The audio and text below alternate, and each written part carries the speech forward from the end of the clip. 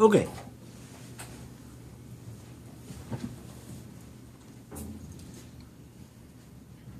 Generics in Java.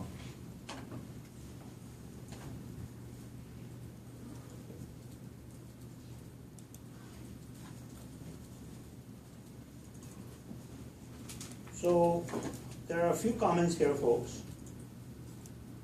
The influence is from C++. It's the C++ developers that proposed through a JSR that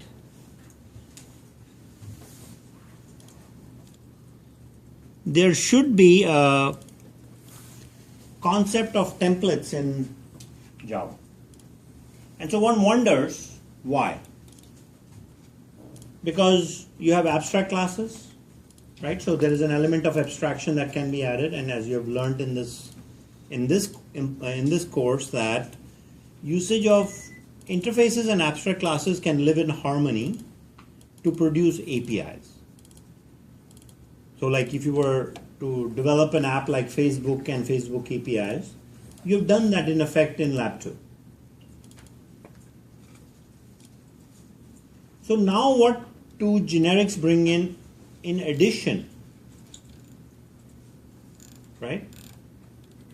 So for our project, generics will bring in these templates that we can provide in runtime.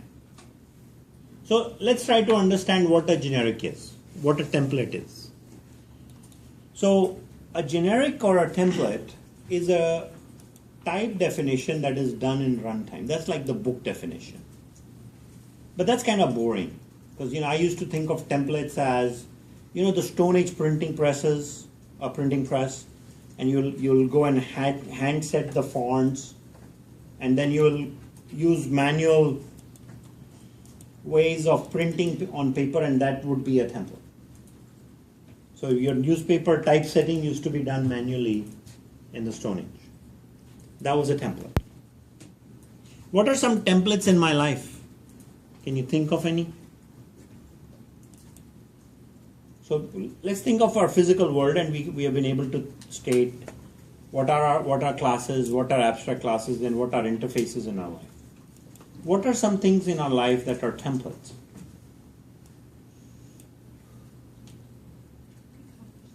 Cookie cutters. Cookie cutter. It's a template. So you can make cookie cutter dough, cookie cutter silly putty, cookie cutter samosas, right? They're like star-shaped. Anywhere you have a dough-like structure, you can use a template to shape it into a star or whatever. Actually, take that example. I really like that example because that's why I like it. I can take that in runtime. At the time of making a samosa or at a time of creating a chocolate chip cookie, I can use that in runtime. And that's what exactly translates to software as well. Because if I know the type definition at compile time for a set of functions, then I'll declare it as an abstract class or an interface. But if a type needs to be defined at runtime and it needs to be passed in, I'm going to make it a template. So case in point, when you're working with data structures in Java, we used to treat everything as an object because object is a superclass of all objects. So they say you want to work with an array list, make it an array list of objects. What's the problem with that? Well, is it an array list of all objects? So now, I have 20 different types of objects. I'll put all of them in the array list. So there is no constraint on the type of object that I'll have in an array list. I mean, if it should be automotive only, why would I put option set and option in there at the same level? Just to relate it to your context. But if I have an array list of automobile, I wouldn't want to put ships in there, because that was another thing we were working on earlier today. It's very confusing, right? So what we want to do is make an array list that is type specific? Well, we create an object, a data structure, and say, this is an array list of computers. This is an array list of desks. This is an array list of chairs. And if you dare put anything else in it, the insert will fail. So we bring that type definition in runtime with generics. And I want to introduce you guys to 4 fundamental concepts so you can start understanding generics and use them well. But then I also want the capability in this course for you to create your own templates and realize the benefit. We have yet to do that in advanced Java. We've only been a consumer of generics, but a producer of generics would serve us well. Let's see how far we can push the gas pedal.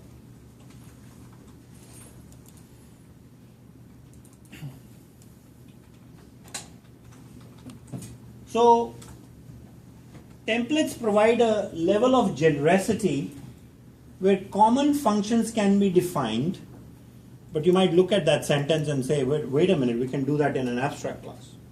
The only difference is you have not added the type in runtime. So let's take one example that I'm going to show you in a little bit. Let's say you're tasked to write a calculator, and you have to deal with the add function. And there are 6 different primitive data types. You've got byte, short, int, long, float, double, right? You all know about those. Now you have to add these different types of numbers. And because you're a nice developer, you're going to provide flexibility. So you go out and write add functions like there's no tomorrow, like you're getting paid by the number of lines of code you're writing. So what do? You write an add method for 2 floats, then you write an add method for 2 ints, and you copy and paste the code. Now you've got more opportunity for bugs. Not that add method would have, So for that kind of function, it would make sense to use write one method add and say it will work with all numbers. And then you pass the type of number in runtime and it produces the results for you. So I've got some methods that are documented here for your reference. Okay?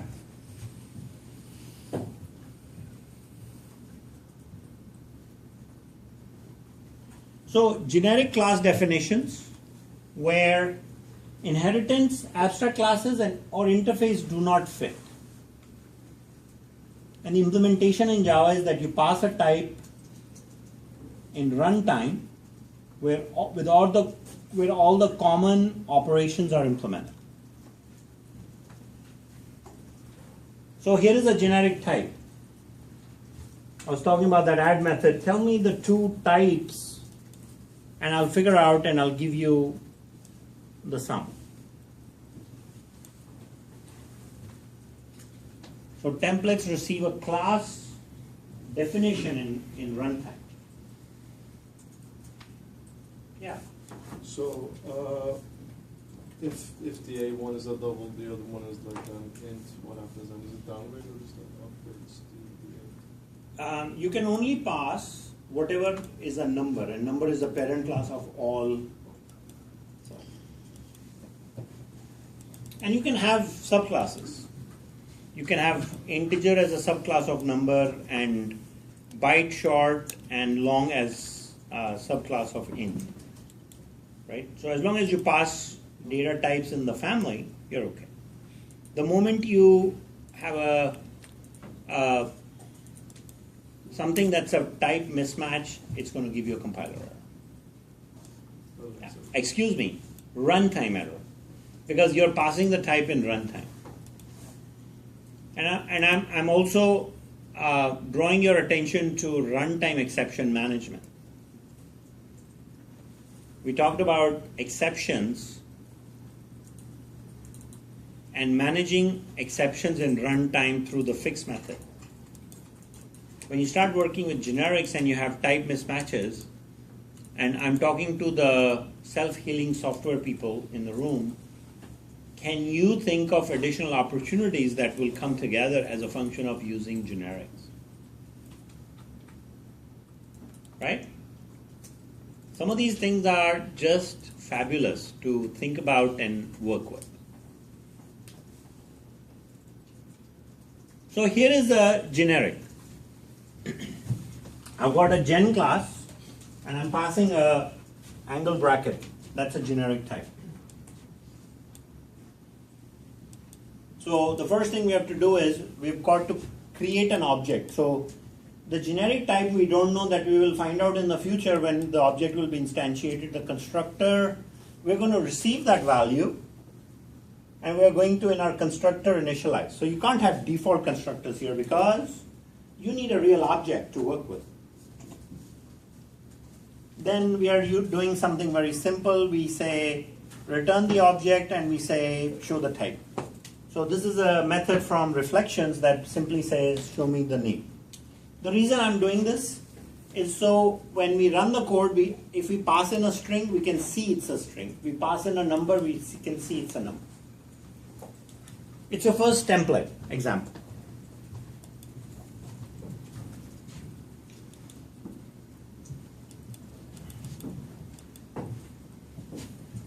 So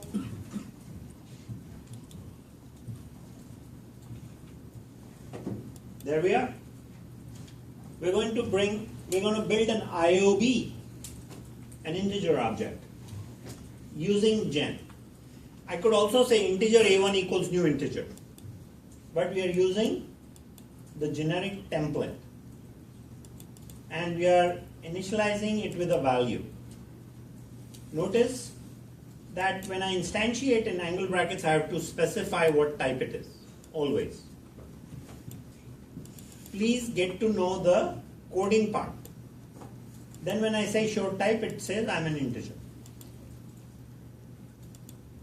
And if I want to read the value of an integer, I go through the template. So it's not like I can't use all the functions of an integer in runtime, right? But the thing is, I'm very soon going to change my type from an integer to a string. Now the integer functions don't apply, right? So this template now becomes this generic type where I can plug in integer or string as you see in the code here. And so I'm doing the same old thing, I've got to initialize it with a string, so I'm doing that. And I'm going to show the type. One of the things to think about as you start worrying about generics is in your physical world, what are good templates? I would say a cloud type for rain is a pretty good template. Because when it's going to rain, I don't know what kind of clouds will come in the sky. First of all, I need to know all the cloud types. Cirrus is one of them, right? People in the room tell me, what are the different types of clouds? Humorous. Huh? Humorous. Humorous? Cumulus. Cumulus. Cumulus is humorous. Cirrus. Is that? Yeah. Cumulonimbus.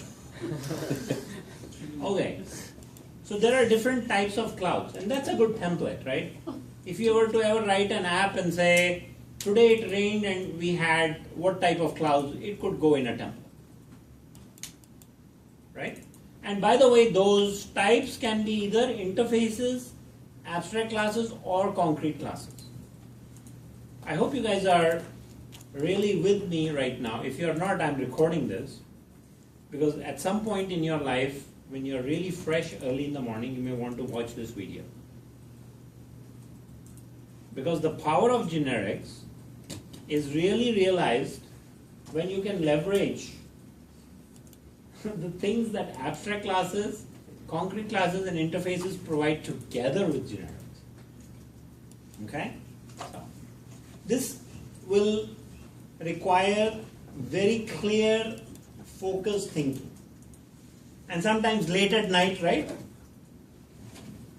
I can say whatever and it may not make sense because I'm so sleepy. All right, let's keep moving, not waste time.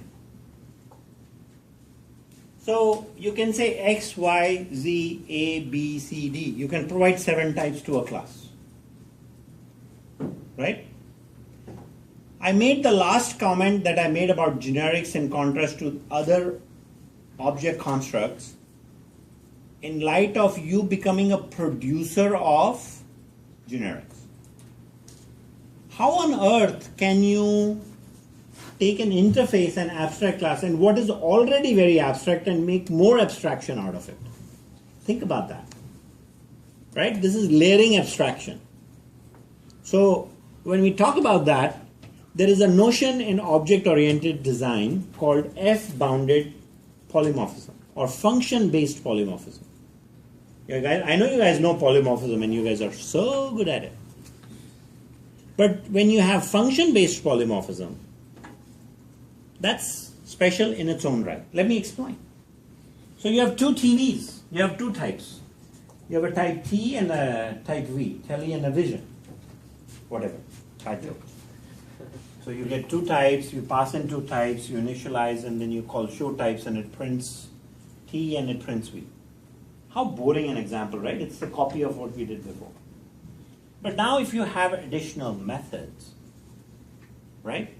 And you can stereotype 2gen for the given type. Then you could get F-bounded polymorphism. Let me just try to make a point here.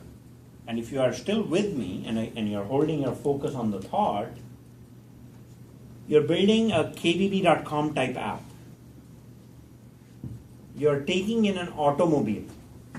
You've got a build auto method that you wrote in the file IO class. Is everyone still with me? The automobile class, which is a concrete class today, can be replaced with a template. The create auto method can take the template and it can propagate, calling build auto for airplanes, build auto for trucks, build auto for luxury cars, right? So I know you guys have written a really good method where you're reading in a text file and you've gone through the steps to populate automotive option and option set. You've done a great job of doing that. Awesome. But is that good enough for kbb.com? Not at all. Because there are 11 different types of vehicles that go on kbb.com. Make it a template. And then in your file IO class, where you have the build auto or create auto or whatever method that is, put a switch statement. Right? And using reflections, figure out the type and call the relevant create auto method. You see, the API we created, which is another nice tie into this, is I ended up creating one create auto method. Now, if I'm going to add 11 different type of vehicles on kbb.com, do I want 11 APIs? Or do I want the job of my consumers easy and I say, guys, there is create auto and pass whatever, I'll figure it out. It's like Google search. You have one text box. That's it. Nothing complicated. What do you want to know? You want to type a have you guys used Google search? I don't think you have. I don't think you know what you guys are talking about. Let me show you. You can make like 3D models and things. No, hang on. This is good stuff. Google search is a template. Can you guys see this interface? Right?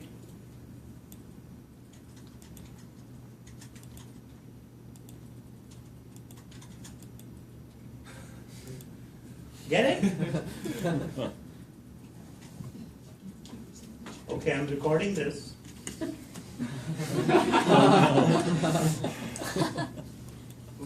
I know you guys are going to go use Google search today, right? Template.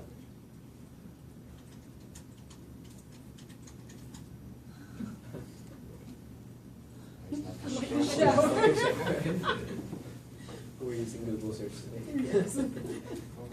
Okay, as if this is not enough, right?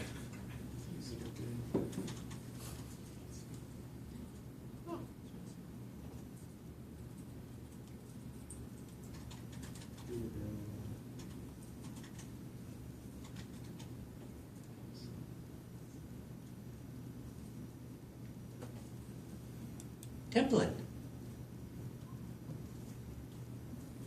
Get it?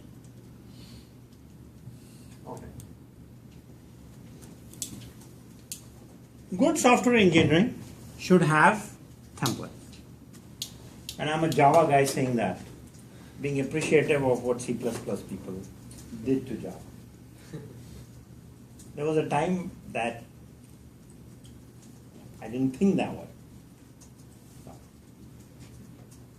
Okay, can I bore you with this example a little more? There you go. So how many times you can define as many as you want? Have fun. Question is, how many types can I define? Have fun. So here is 2gen, integer and a string. Let's print it. None.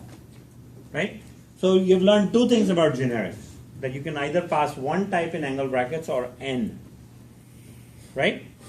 And what you also, as a potential producer of generics, I cited some examples. The third construct is this one. And this takes you one step closer to function-based polymorphism or f-bounded polymorphism.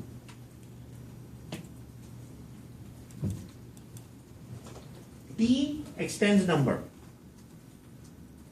Why? When you instantiate stats with a type that you define in runtime, you must constrain it to the family of numbers only. That's it. Rest is all the same. Show type, compute an average of any number, and look at that. Return it as a double, because that's my largest, right? And give me an array of that number. Don't you love wrapper classes? Integers and floats and all those numbers. One method, add. I'm not getting paid by the number of lines of code I'm writing anymore. I'm getting paid for simplicity. It becomes your job to find simplicity in your design. Because one of the things about software engineers in particular is that you are very good in pattern recognition. I'm not talking about visual patterns. I'm talking about all kinds of patterns. I'm talking about data patterns, color patterns, and then patterns around patterns.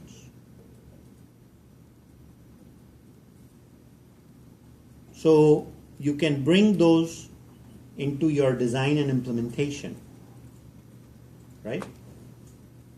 There are many theories around this. I mean, if you ask a software engineer the question, so this could be a joke too, but let's talk about it. If you ask a biologist, how will you figure out how much oxygen is needed on this earth? And you ask a software engineer the same question. How much oxygen is needed on this earth?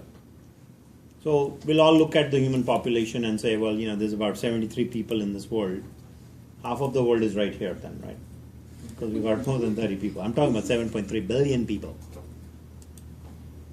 And then we'll say, well, how much oxygen is consumed by each person, and how much oxygen is produced by each.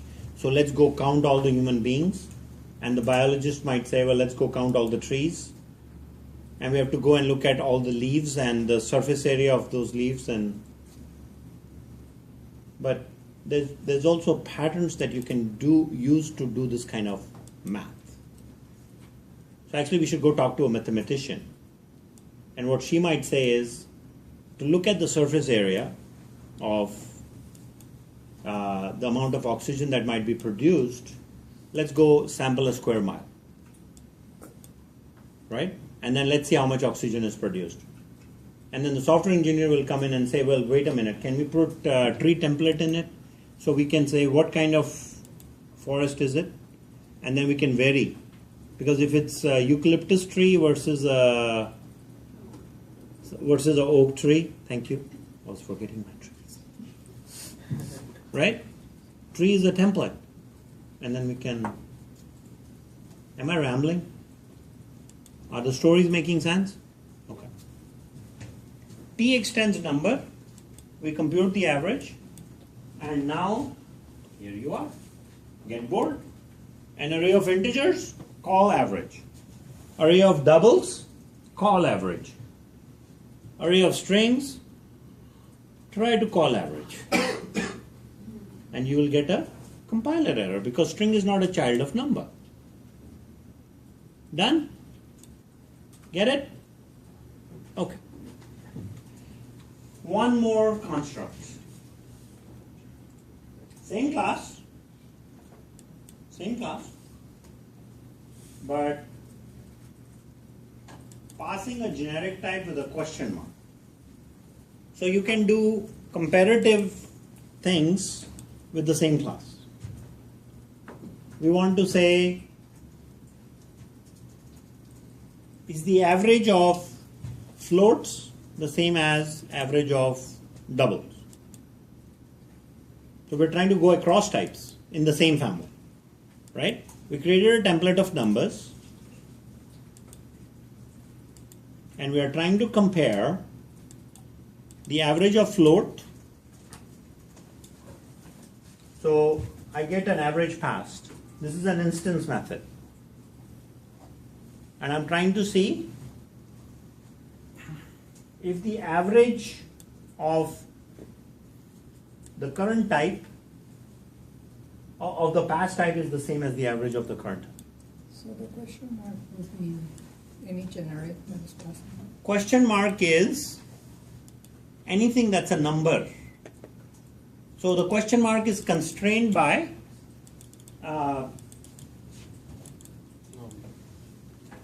what you extend. And is there an opportunity to use this specific construct for automotive object? Producers of templates, if you were to do comparisons, right? You go to kbb.com and you want to compare the Porsche you're going to buy against a BMW. Are you going to write how many compare methods?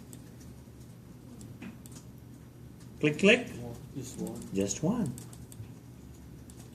Unless you're getting paid by the number of lines of code you write, well then, cha-ching, come on down. Right? We're not going to do that. Because we all agreed in this course that we're going to work ourselves out of a job through good software engineering techniques. This class will be over, so. But in workplace, sometimes you don't want to do that because, you want a job.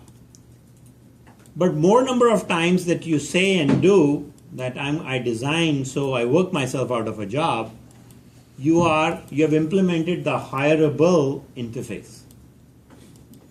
And you will never be out of a job. Okay? So that's my pride. That is my pride out of this course, that you guys go out and implement those techniques in the workplace and get your aha moments. And the moment when you get those aha moments, people say, okay, this person is worth keeping because she can produce stuff. So, and it's not in, see, everyone has the tools.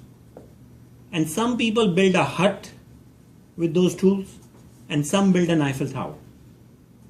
The question is, what do you want to build? Okay? That's all. So this is the last construct in object-oriented design that I just covered. Concrete classes, abstract classes, interfaces, generics. What a beautiful family. You take 4 of them together, and in the bottom you have self-healing software. Oh my God, you're in heaven of software engineering. Okay? Again, this is one portion. There's obviously a lot more things, right? So now that we have talked about generics, what I want to do next is collection. Oh wait, we didn't see this compare method. You need to be bored a little bit more.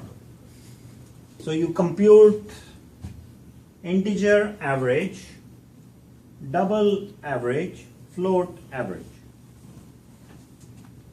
One template, right? And if templates inspire you, go write a compare function. We should do that for kbb.com. And then we should put a web application so you can compare. There you are.